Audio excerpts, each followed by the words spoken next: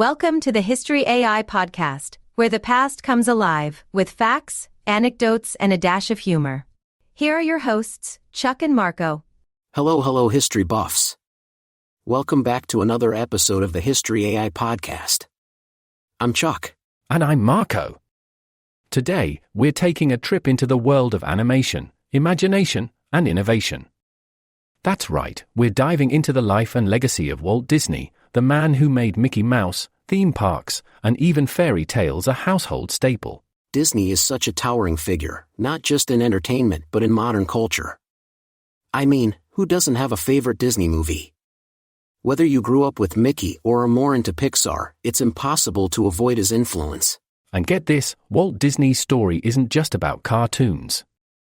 It's about overcoming failure, relentless ambition, and the birth of an empire that shaped, well, everything.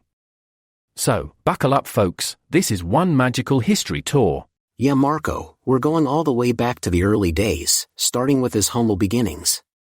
Ready? Let's do it. Alright, let's set the stage. Walt Disney was born on December 5, 1901, in Chicago, Illinois, the fourth of 5 children. His father, Elias Disney, was an Irish-Canadian immigrant who held all kinds of jobs, everything from farming to running a newspaper delivery route. His mother, Flora Call Disney, was a public school teacher. So, Walt grew up in a household that was no stranger to hard work, but also one that experienced financial instability. Yeah, Elias Disney was a strict guy. He wasn't exactly the warm and fuzzy type. In fact, Elias was a firm believer in discipline and didn't really support Walt's early passion for drawing. The Disney kids grew up working long hours. Walt and his older brother Roy even had to deliver newspapers starting at 4:30 in the morning, and let me tell you, Kansas City winters are no joke. Right? And remember, this was an era before central heating or fancy snow boots. These kids were up before dawn, in the freezing cold, delivering papers door to door. Elias ran the paper route like a drill sergeant, and Walt later said that the grueling work had a profound effect on him. It taught him discipline and perseverance, but it also made him dream of escape, of a better, more creative life. But it wasn't all hardship. The Disney family moved to a farm in Mussolini, Missouri, when Walt was about 4 years old, and it was here that young Walt first fell in love with the idea of storytelling. Mussolini was like something out of a Norman Rockwell painting, small-town America, with rolling fields, friendly neighbors, and plenty of room for a kid's imagination to run wild. Walt would later describe those early days as some of the happiest of his life. Yeah, and Mussolini definitely left its mark on him. If you've ever been to Disneyland's Main Street, USA, you've basically seen a love letter to Mussolini. That idyllic, small-town vibe was exactly what Walt wanted to capture when he built his first theme park. Another key moment from Mussolini was when Walt discovered his passion for art. His uncle Mike bought him his first drawing set, and it was like a spark lit inside him. He started doodling constantly, animals, nature, whatever he could think of. By the age of 7, Walt was even selling his drawings to neighbors, which is kind of hilarious when you think about it. Here's this little kid peddling sketches of barnyard animals, completely unaware that he's taking his first steps toward a multi-billion-dollar empire. But, as life often does, things took a turn. In 1911, the Disney family had to sell the farm and move to Kansas City for financial reasons. Walt's father invested in a newspaper distribution business, which meant even more hard work for Walt and Roy. While other kids were playing, the Disney brothers were waking up at dawn to deliver newspapers. And don't forget, Walt wasn't exactly crushing it in school either. He was always more focused on his doodles than on his textbooks. His teachers didn't quite get his artistic talent, and by the time he was a teenager, Walt had pretty much lost interest in traditional schooling. But even then, Walt found ways to feed his creative side. While attending high school, he took classes at the Kansas City Art Institute in the evenings. He was constantly honing his skills, learning the fundamentals of art, and studying how to bring his drawings to life. Now, here's where things get interesting. When Walt was 16, World War I broke out. Like so many kids his age, Walt was eager to join the fight, but he was too young to enlist. So, in classic Disney fashion, he found a workaround. He forged his birth certificate to make himself appear older and joined the Red Cross as an ambulance driver in France. And let's be clear, this wasn't some glamorous tour of duty. Walt spent much of his time driving through war-torn France, transporting wounded soldiers. His ambulance was famously covered in doodles, so even during the war, his artistic side couldn't be contained. After the war, Walt returned to Kansas City, but the transition back to civilian life wasn't exactly smooth. He tried his hand at a bunch of different jobs, but nothing really stuck. He worked briefly for a commercial art studio, where he met UBI Works, a key figure in Walt's early success. The two of them hit it off, and before long, they started working together on animation projects. Yeah, and this is where Walt's love for animation really started to take shape. He landed a job at the Kansas City Film Ad Company, where he learned the ropes of early animation techniques. Back then, animations were often used in commercials, and they were nothing like what we see today. They were basic, crude even, but Walt saw potential in the medium. He started experimenting with stop-motion and cell animation, dreaming of ways to push the boundaries. And, true to form, Walt decided to strike out on his own. In 1922, he founded Laugh-O-Gram Studios, where he started producing short films based on classic fairy tales. The early days of Laugh-O-Gram were filled with creativity and excitement, but financially? It was a disaster.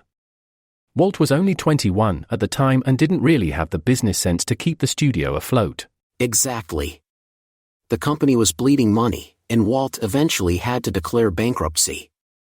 But here's the thing, while most people would have been crushed by that kind of failure, Walt saw it as a learning experience. He picked up everything he could about the business, about what worked and what didn't, and he didn't let it stop him from dreaming bigger. Broke but undeterred, Walt scraped together what little money he had left and bought a one-way train ticket to Hollywood in 1923. He was only 22 years old, had just gone bankrupt, and had barely more than a suitcase and some unfinished film reels. But you know what? He had something that mattered more, determination and a vision that was about to change the world. And so begins the next chapter of Walt's story, the birth of Mickey Mouse, the rise of Disney Studios, and the beginning of an empire. But man, that early journey? That's the kind of stuff that separates the dreamers from the legends. Exactly. It's like they say, failures aren't the end, they're just the lessons you need to succeed. And for Walt Disney, failure was just the beginning. Alright, now we're getting into one of the most pivotal moments in Walt Disney's career, the birth of Mickey Mouse. But as with everything Disney, it wasn't a straightforward path. It's a story filled with betrayal, innovation, and a bit of magic. Exactly. So, let's rewind to the mid-1920s. After Walt arrived in Hollywood with nothing but his ambition and a few film reels, he teamed up with his brother Roy to start a new animation studio. They had some early successes, mainly with a character named Oswald the Lucky Rabbit. Oswald was Walt's first big hit, produced through Universal Pictures, and he was becoming pretty popular. Things were finally looking up for Walt. Yeah, Oswald was a success. And this is where Walt's first big lesson in Hollywood came: never trust anyone with your creative control unless you've got the contracts in your favor. Right, because here's what happened. Walt was negotiating with Universal for a bigger budget and better deal, but behind his back, the studio had already made plans to cut him out. They hired most of his animators, took control of Oswald, and essentially said, "Thanks for the rabbit, but we don't need you anymore." Talk about a brutal wake-up call. Imagine this, you create something, pour your heart and soul into it, and then, boom, it's gone, just like that. Oswald wasn't even his anymore. He lost the rights to his own creation. Yeah, and Walt was devastated, but also incredibly savvy. On the train ride back to Hollywood after that disastrous meeting, he knew he needed a new character, something to start over with. And this is where the legend begins. Mickey Mouse was born out of that adversity. What's wild is that, at the time, Walt and his creative partner, UBI Works, were running on fumes, financially and emotionally. But UB, who was an incredible animator, quickly sketched the first design of Mickey. It was a simple idea at first, a round, friendly little mouse. Mickey wasn't anything flashy, but he had heart. That's what Walt was all about, characters that could connect with audiences on a deeper level. Exactly. Mickey Mouse had that everyman quality. He was optimistic, resourceful, and a little mischievous, just like Walt. But here's the thing, at first, it wasn't even Mickey. Walt originally named him Mortimer Mouse. Oh man, can you imagine a world where Disney's mascot is Mortimer Mouse? Right. It just doesn't have the same ring to it. Luckily, Walt's wife, Lillian, stepped in and said, "No, no, no. Mortimer is too stuffy. Why don't you name him Mickey instead?" And, well, we all owe her a huge thanks for that. So now Walt had a new character. But this was 1928, and the animation landscape was changing fast. It wasn't enough to just create a new cartoon character, you needed something special to stand out. That's when Walt had a revolutionary idea: sound. This was the real game changer. Steamboat Willie, Mickey Mouse's official debut, wasn't the first cartoon ever made, but it was the first to successfully synchronize sound with the animation. And not just sound effects, we're talking about full-on music and character voices. Up until then, cartoons were silent or had a musical score slapped on top. But Walt wanted Mickey's movements and actions to line up perfectly with the sounds. And that was no easy feat back then. The technology was still developing, and there were tons of challenges. Walt and his team worked tirelessly to match the sound to the animation, a process that was entirely new to the industry. But Walt had a knack for innovation. He always believed that if you push the limits of technology, you can create something that truly connects with people. When Steamboat Willie premiered on November 18, 1928, it blew audiences away. People had never seen anything like it. Imagine sitting in a movie theater in 1928 and suddenly hearing a cartoon character whistle, squeak, and play tunes on the screen in perfect sync with the action. It was like a whole new world opened up for animation. And the best part? Walt himself voiced Mickey. For years, Walt provided the voice of Mickey Mouse, bringing that lovable character to life with his own sense of humor and charm. Mickey wasn't just a character to Walt, he was an extension of himself. It's true. And Steamboat Willie didn't just introduce the world to Mickey Mouse, it launched Walt Disney into the spotlight as a true pioneer in the industry. After that, Mickey became a cultural phenomenon almost overnight. Yeah, and Disney knew he had something special. He didn't stop with Steamboat Willie. Over the next few years, he pushed the boundaries of what Mickey could do.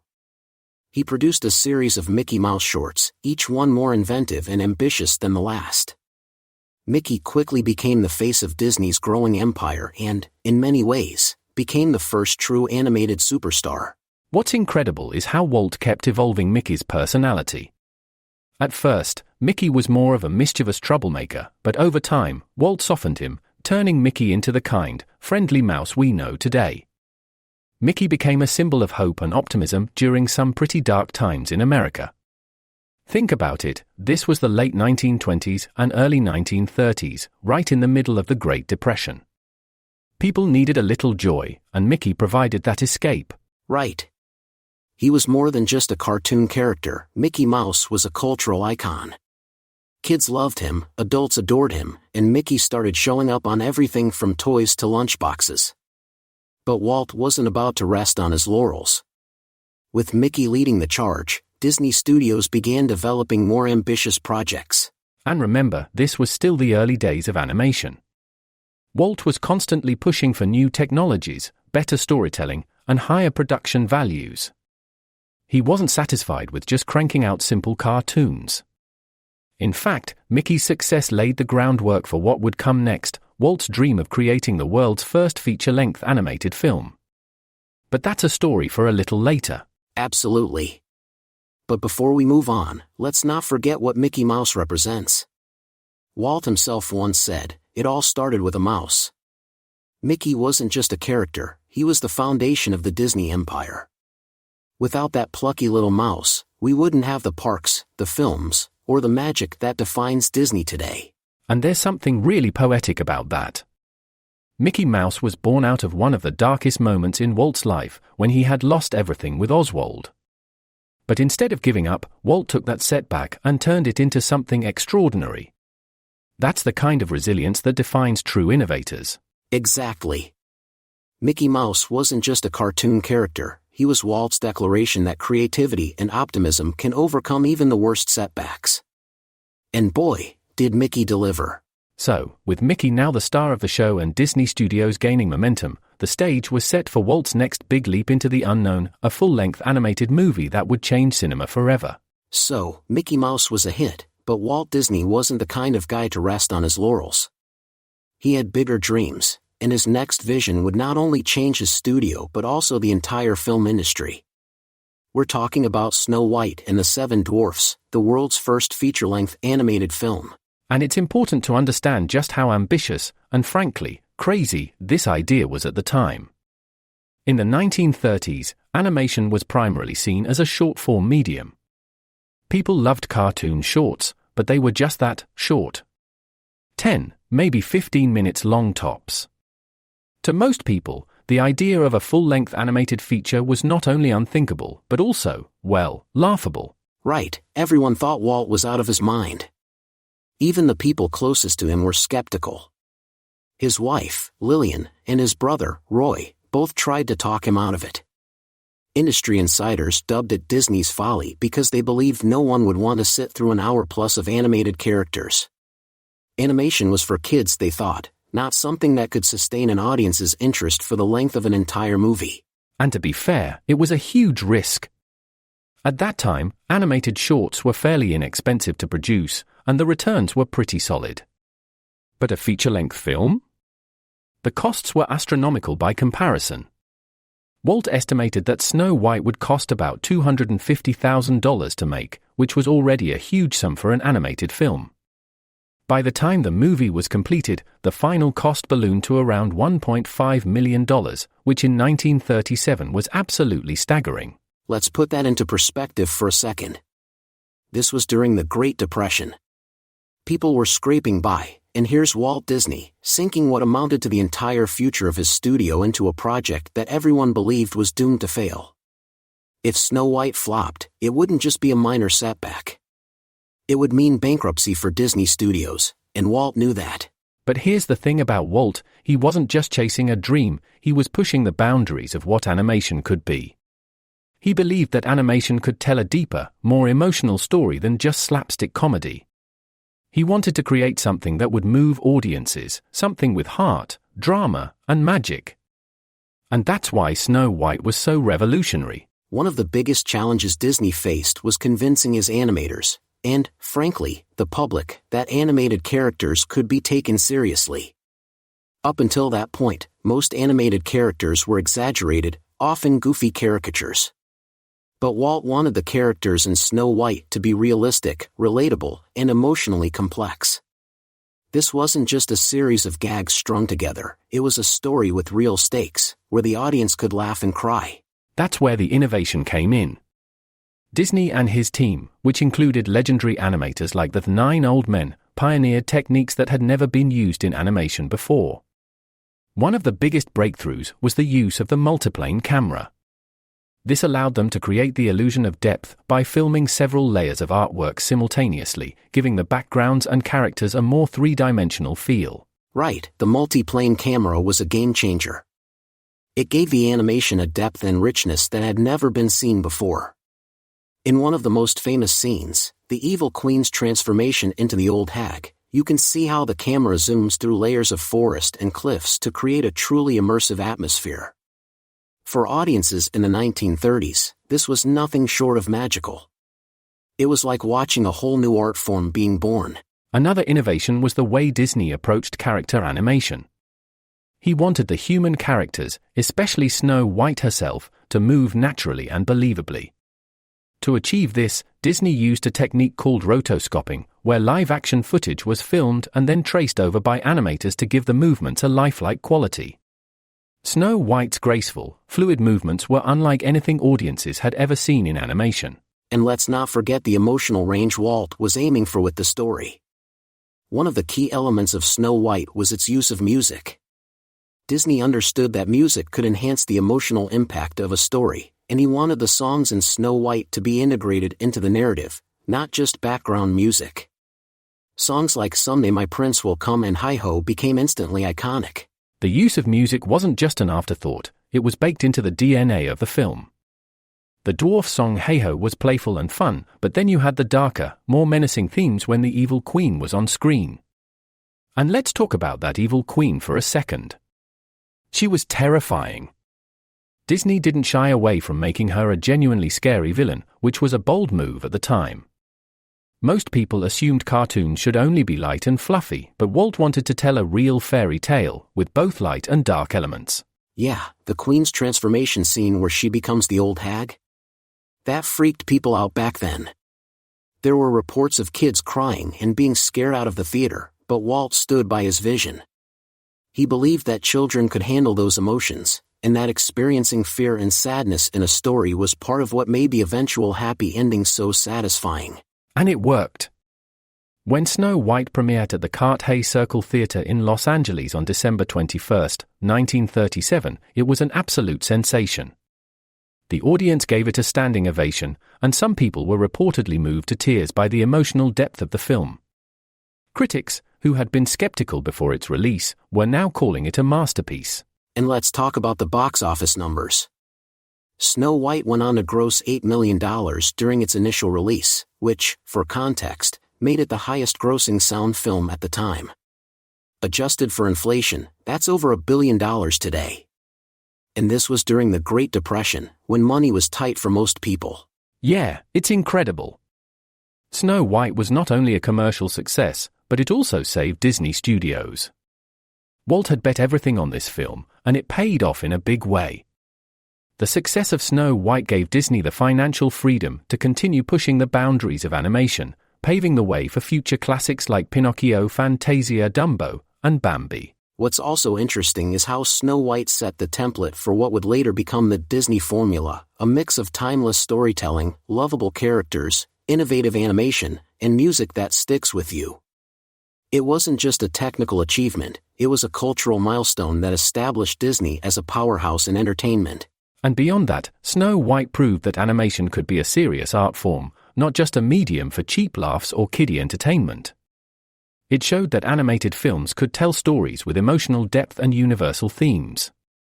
Without Snow White, it's hard to imagine how animation would have evolved in the decades that followed. Exactly. Walt's gamble on Snow White paid off beyond anyone's wildest expectations. It was a monumental achievement that changed not just animation, but cinema as a whole. And for Walt, it was the fulfillment of a dream he'd nurtured for years. It wasn't just a film, it was proof that his vision for what animation could be was not only valid but revolutionary. And Walt didn't stop there. After Snow White, Disney Studios began developing more ambitious projects, both in animation and in the business of expanding the Disney brand. But Snow White was the turning point. It was the film that solidified Walt Disney as a true innovator and pioneer. Absolutely. Without Snow White, there's no telling where Disney Studios would have ended up. But with it, Walt Disney took his place as one of the most important figures in the history of entertainment. So, Walt Disney had already changed the world of animation, but his ambitions didn't stop there. By the early 1950s, after successes with films like Snow White, Pinocchio, and Cinderella, Walt started dreaming about something completely different, a place where families could experience the magic of his movies in real life. And that's how the idea for Disneyland was born. But here's what's really interesting. The idea for Disneyland didn't just pop into Walt's head overnight. It was something that had been brewing for years.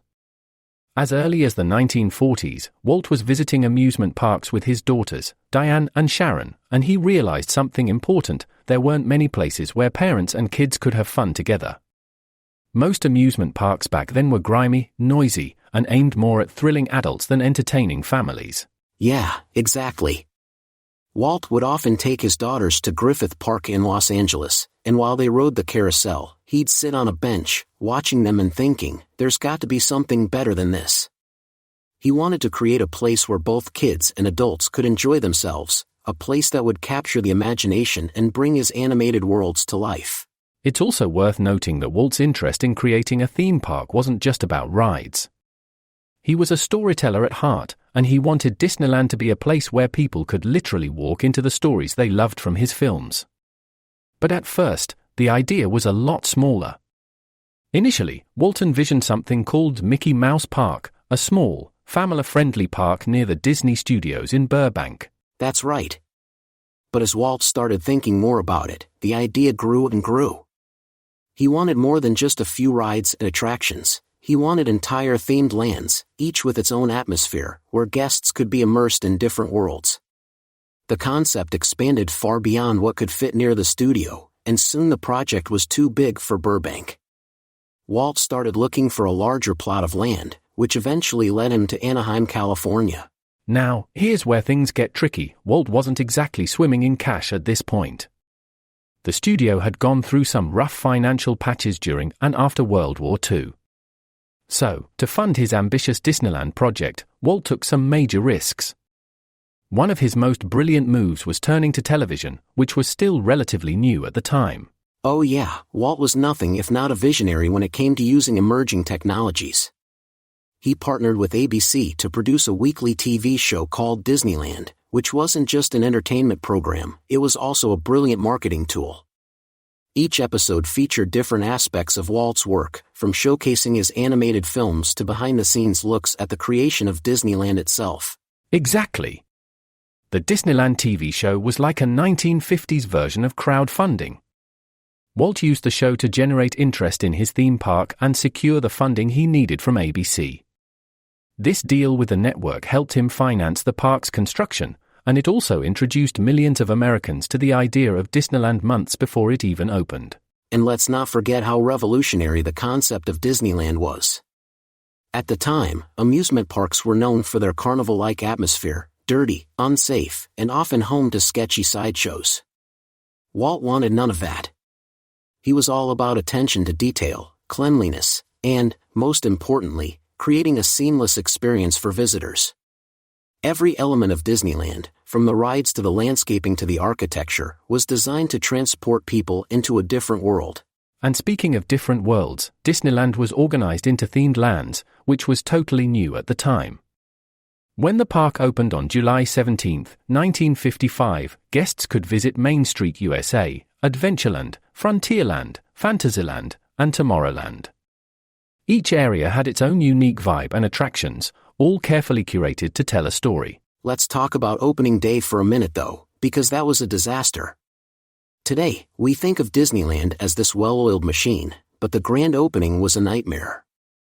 It was July, one of the hottest days of the year in Southern California, and they'd invited thousands of people to the park's debut. The asphalt on Main Street was still so fresh that women's high heels were literally sinking into the pavement. And that wasn't the only problem. Counterfeit tickets meant that far more people showed up than were expected, about 28,000 in total, and the park simply wasn't ready for that kind of crowd.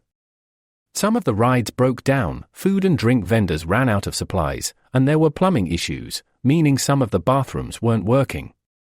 It was so chaotic that Walt himself called it Black Sunday. But even with all those issues, Disneyland was an instant hit with the public. Despite the rocky start, people loved the idea of a theme park where they could step into their favorite stories, and they kept coming back. Within the first year, over 1 million people had visited Disneyland, and the park quickly became a cultural phenomenon. One of the keys to Disneyland's early success was Walt's constant desire to innovate.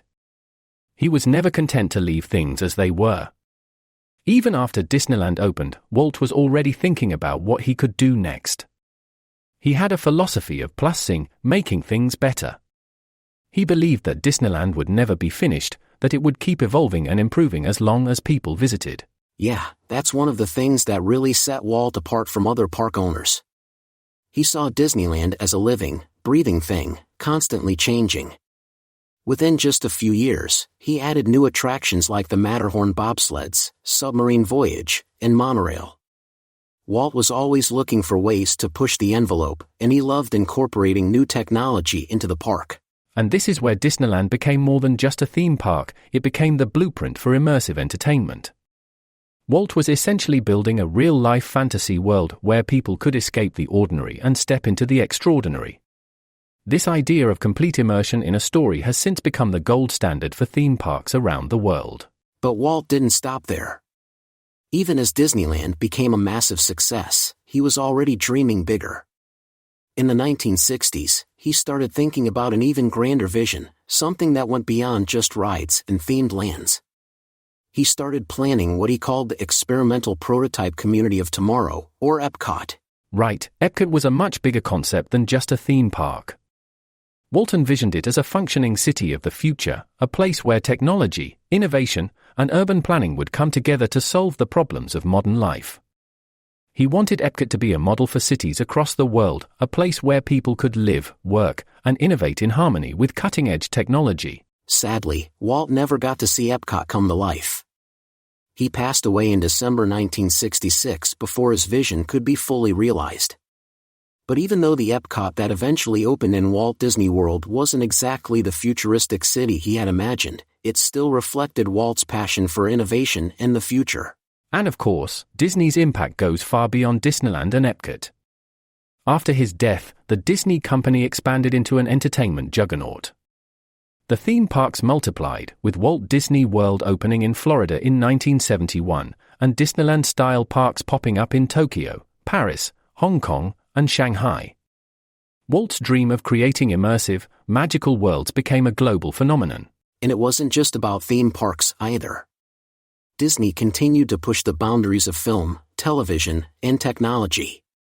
Whether it was the rise of Pixar in the 1990s or the company's acquisition of Marvel, Lucasfilm, and 20th Century Fox, Disney kept expanding, always keeping that original spirit of storytelling and innovation alive.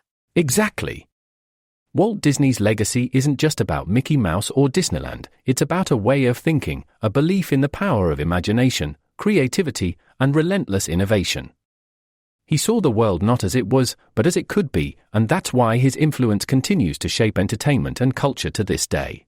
So, when you think about it, Disneyland wasn't just a theme park, it was Walt's way of sharing his imagination with the world. And even though Walt's no longer with us, his dream of creating places where people can escape into a world of magic and wonder lives on. Absolutely. Walt Disney changed the way we experience entertainment, whether it's through the movies we watch, the parks we visit, or the stories that continue to inspire us. And it all started with a simple dream of giving people a place to have fun, together. From Mickey Mouse to Disneyland and beyond, Walt Disney's legacy will continue to inspire generations. That's the real magic. So, we've talked about Walt Disney's triumphs, his innovations in animation, and his groundbreaking creation of Disneyland. But when it comes to discussing Disney's legacy, it's important to look at the full picture. Walt Disney's influence is everywhere. He helped shape not just the entertainment industry, but global pop culture. However, like many larger-than-life figures, his legacy is a mix of incredible achievements and some more complicated, even controversial, aspects. That's right. On one hand, Walt Disney's contributions to film, television, and theme parks are undeniable.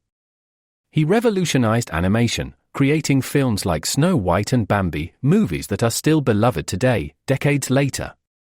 He created Mickey Mouse, one of the most recognizable characters in the world, and his vision for Disneyland redefined what it meant to experience entertainment. And beyond the technical and creative achievements, there's the cultural impact of Disney's work. His films popularized fairy tales and folklore from around the world, bringing them to audiences in ways that had never been done before. Disney's characters, whether it's Snow White, Cinderella, or Simba, became symbols of hope, resilience, and imagination for generations of children and adults alike. Yeah, and it's easy to see why Walt Disney is often remembered as this iconic, almost mythical figure. He became synonymous with magic and wonder.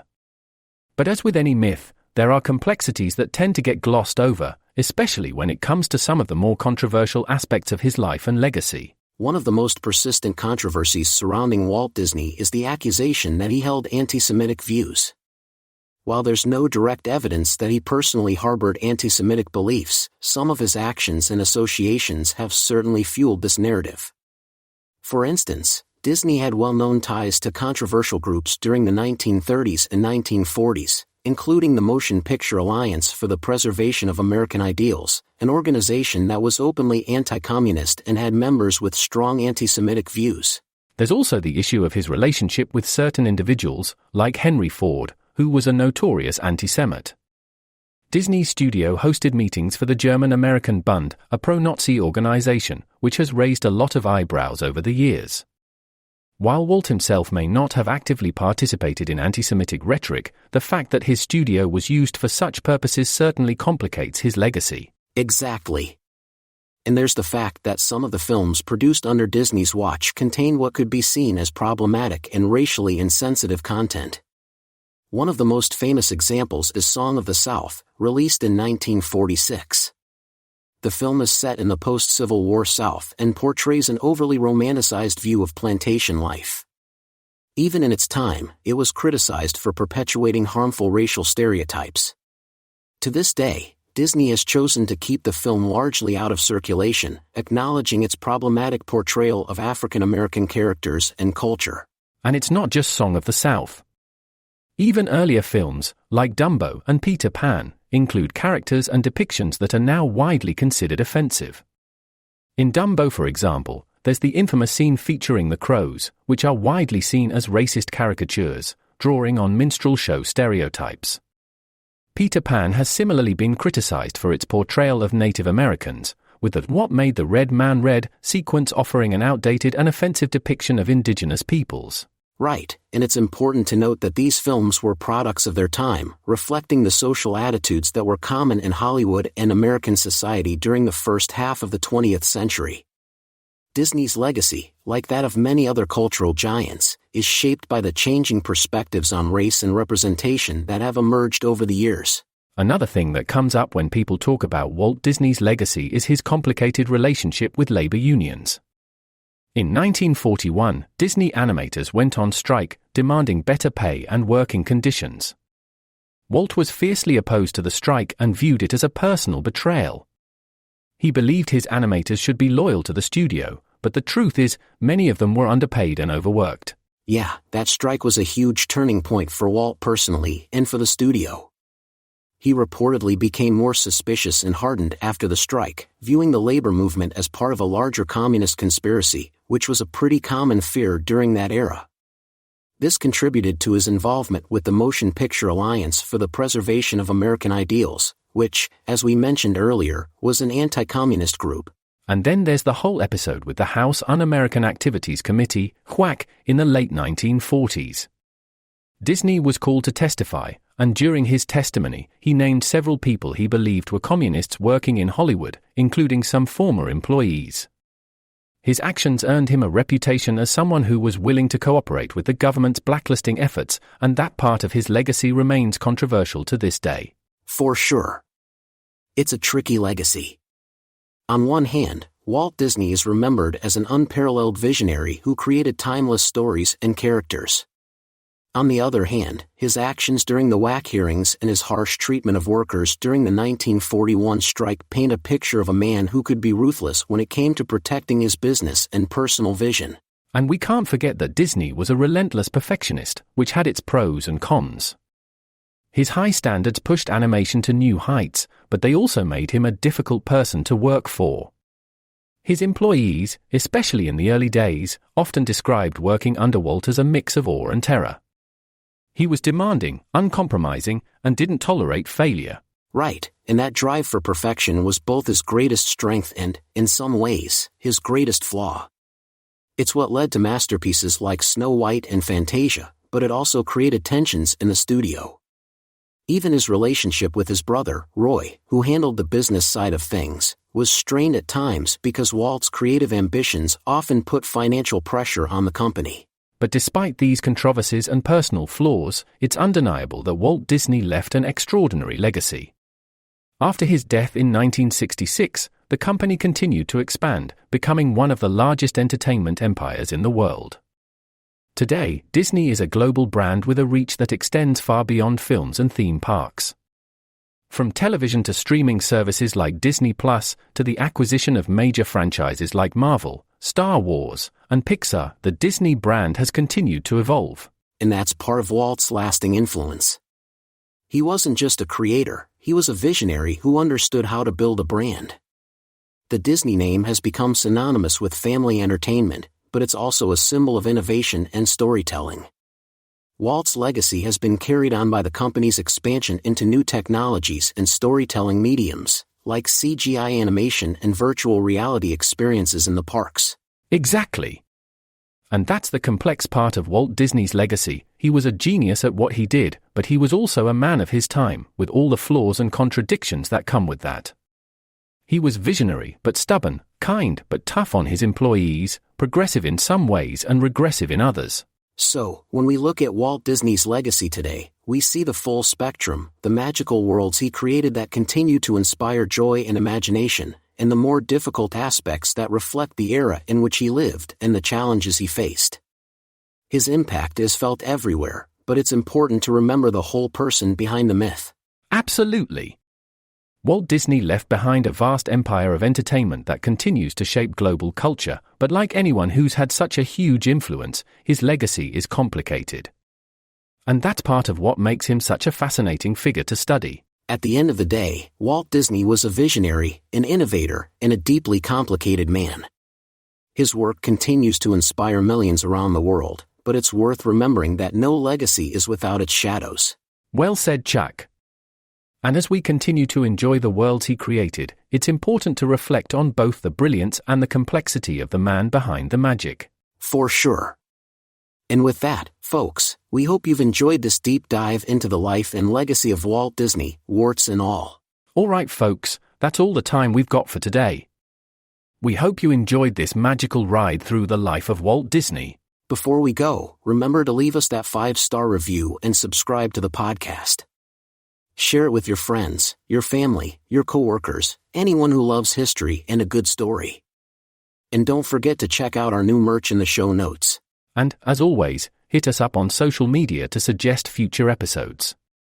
We'd love to know what you want to hear next. Until next time, this is Marco. And I'm Chuck. Thanks for tuning into the History AI podcast. Keep moving forward.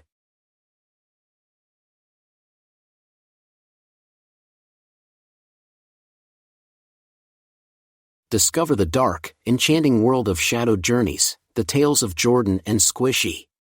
Follow Jordan, a seemingly innocent girl with a hidden power, and her loyal companion Squishy, who reincarnates into different animals after each battle. Venture into the ominous depths of the Whispering Woods as they face fierce creatures and uncover ancient secrets.